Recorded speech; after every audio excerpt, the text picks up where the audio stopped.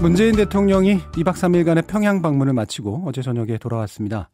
김 위원장은 확고한 비핵화 의지를 거듭 확약했다. 곧바로 가진 대국민 보고에서 대통령은 이렇게 설명했습니다.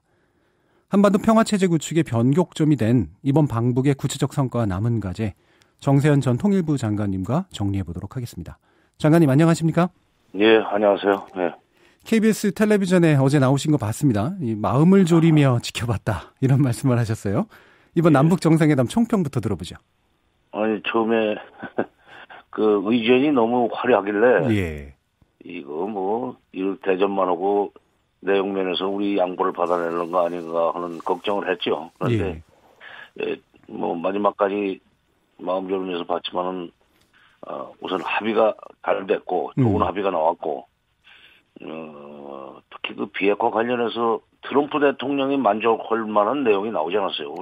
우리 국민들한테는 판문점 선언의 구체적인 내용이 안 나왔기 때문에 국민들한테는 조금 미안한 얘기가 되지만, 대통령이 어저께 그 동대문 프레스센터에서 말씀하셨듯이 이제 다음 주에 트럼프 대통령 만나면 상세하게 설명할 겁니다. 예. 근데 상세한 설명이 나오기 전에 개략적인 거를 사전에 통보해줬을 거예요. 그거 가지고 트위터로 바로 이번 판문점 선언 잘 됐다. 그다음에 비핵화에 상당한 진전이 일어났다. 곧 만날 것이다. 이렇게 된 거 아주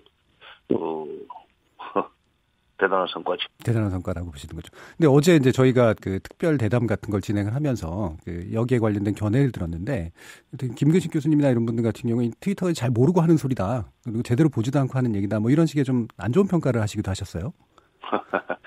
대통령의 말은 정책입니다. 예. 트럼프 대통령이 설사 세부적인 내용을 잘 모르고 얘기했다 할지라도 대통령의 말은 그 국가의 정책이에요. 그래서 정책 참모들보다도 연설문 쓰는 사람이 더 중요하다는 얘기까지 나오는데, 그렇죠. 예. 그 모르고 했다고 그러는 게, 아니 김근식 교수가 왜 그렇게 됐어요? 이게 약간 견해가 좀 다른 부분이 좀 있으셔서, 그래서 오늘도 아마 좀 예, 그 내용도 아마 좀 짚어봐야 될 것 같은데요. 이를테면 이제 우리 동창리 엔진 시험장 이거를 전문가 참관하여 영구적으로 폐기하겠다. 이게 일단 이제 나왔고, 그다음에 상응 조치를 취한다면이 붙긴 했지만 영변 핵시설의 영구적 폐기 같은 추가적 조치를 할 용의도 있다. 이 부분이 이제 가장 핵심적인 부분인데, 다 표현된 건 아니겠지만 이게 어느 정도 북한을 바라보는 미국이 좀 만족할 만한 합의로 나아가기 위한 전 단계로 볼 수 있는 건가요? 그렇죠. 그리고 우리 국내 그 보수 야당이라든가 언론에서 문제 제기하는 게 그 말을 어떻게 믿느냐 이제 이런 그 반응들이 많이 나오잖아요. 예. 북한의 말은 뭐든지 믿을 수 없다. 진정성 시비죠. 근데 또 미국에서도 그런 게 있고, 이른바 보수 언론 내지는 보수 정치권 인사들은 다 그런 식으로 얘기를 합니다만은, 영변의 핵시설을 폐기한다는 얘기는 현재 핵뿐만 아니라 과거 핵까지도 얼마든지 폐기할 수 있다. 왜냐하면 영변의 핵시설은 거기는 플루토늄을 만들고 우라늄을 만들어내는 시설도 있고, 핵무기를 제조하는 시설도 있습니다. 무기급 핵물질을 만들지 않고 핵무기를 만들지 않겠다는 얘기는 영국이 앞으로 핵을 가지고 무슨 미국과 밀고 당기기를 하지 않겠다. 이번에 확실하게 협상을 잘해서 수교까지 끌어내겠다는 의지가 바로 그런 식으로 표현된 겁니다. 그러니까 영변 핵시설 폐기는 다시 정리하자면 핵물질도 안 만들고 핵무기도 안 만들겠다. 그 얘기입니다. 다만 지금 있는 핵무기, 이미 만들어 놓은 핵무기, 장거리 미사일, 일종의 과거 핵이라고 할 수 있죠. 이걸 어떤 식으로 값을 쳐주고 수교까지 끌어내느냐. 이게 지금 앞으로 남은 협상에서의 가장 큰 과제라고 볼 수 있죠. 지난번에 이제 저희하고 얘기 속에서 장관님께서 이제 이번 남북 정상회담에서 큰 성과를 이끌어내되 미국이 할 수 있는 일을 남겨놔야 된다. 이제 이렇게 말씀하셨고, 그래서 뭔가 들고 갈 게 있어야 된다라는 바로 그겁니다. 얘기도 하셨잖아요. 그러니까 제가 그랬어요. 이번 합의문의 내용이 그게 좀 화끈하지 않더라도 바로 그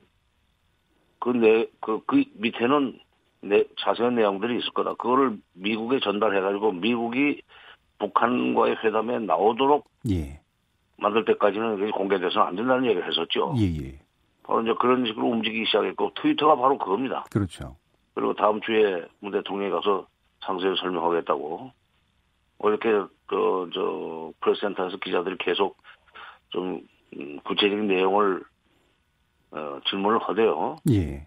네, 그러니까 여기서는 공개하는 건 적절치 않다. 근데 예. 다음번 트럼프 대통령한테 얘기할 거다 하는 식으로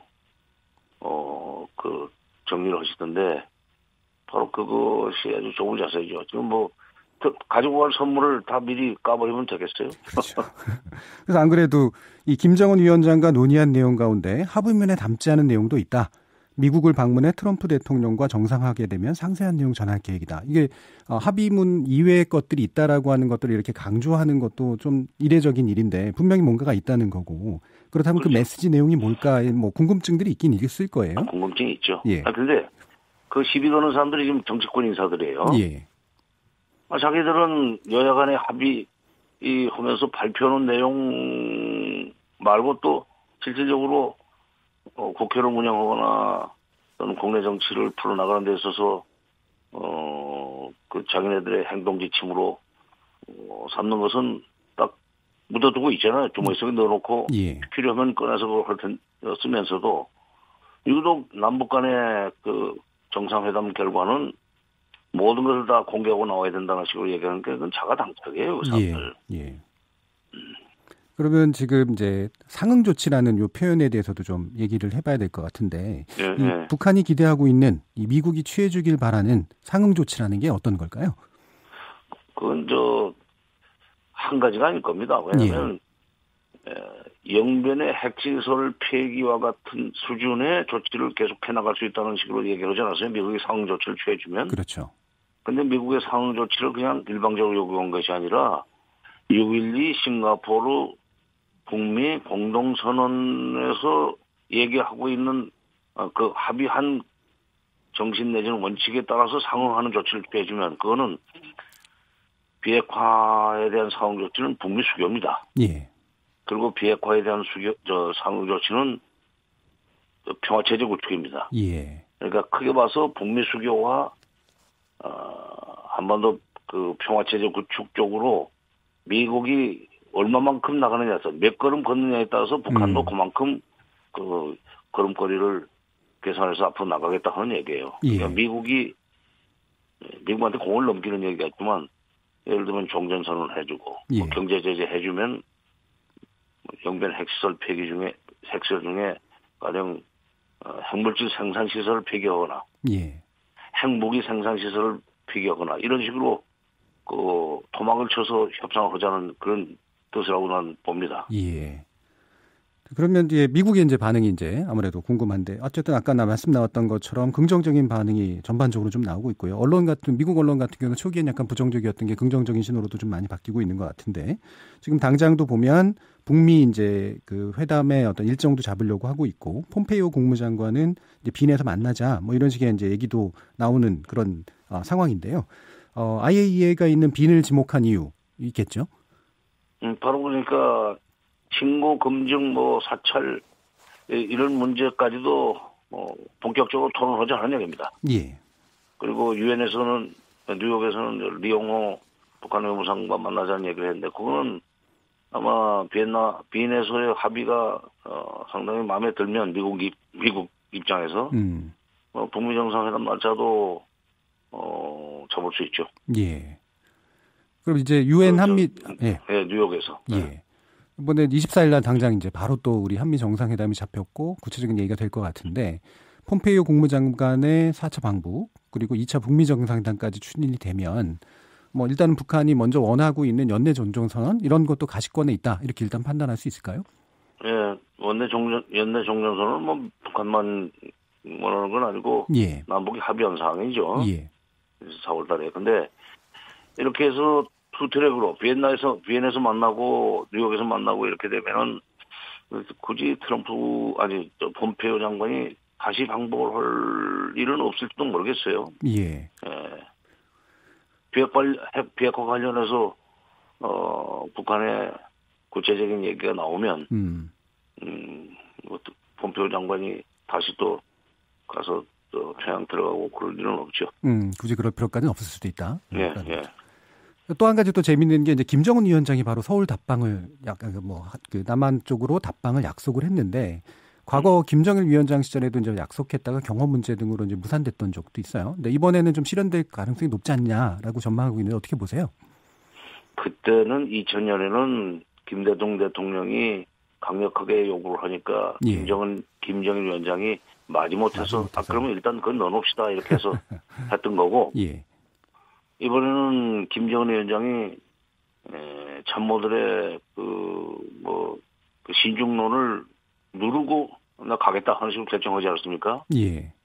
그러니까 이번에는 자신 있을 거예요. 왜냐하면 또 그리고 18년 전에 북한하고 우리 국민들에게 비춰지는 18년 전에 북한하고 이제 이렇게 솔직담백하게 나오는 북한하고는 달라진 거 아니에요? 분명히 달라지고 있죠. 예, 그러니까 물론 반대하는 사람이 있을 거예요. 예. 또 이제 김정은 위원장이 지나가는 길목에 깃발 들고 나가고 물러가라고 펼치고 그런 사람도 있겠지만 예. 북한이 그 정도는 이해할 겁니다. 예. 그리고 다녀가면은 남북 관계는 어제 백두산 올라간 것보다 훨씬 더 큰 상징성이 있는 거죠. 발전 면에서. 관계 발전 면에서. 근데 이제 어제 또 나왔던 얘기인데 윤영찬 국민소통수석의 브리핑에서 한 기자가 김정일 위원장의 서울 답방을 문재인 대통령이 제안한 게 사전 미국과의 협의가 좀 있었던 거냐, 필요한 거 아니냐 이런 식의 질문이 있었는데.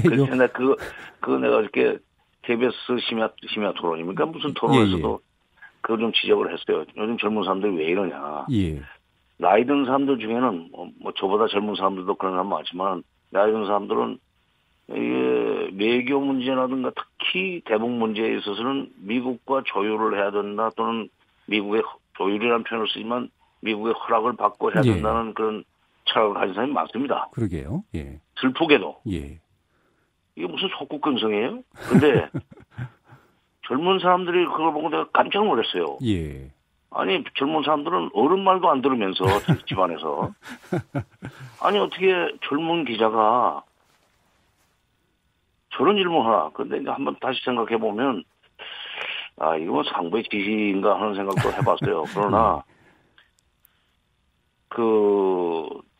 미리 알아서 사사건건 허락을 받으려고 하는 부하라고 합시다 그냥. 예. 하고 상당히 자기 주관을 가지고 일을 하면서 오히려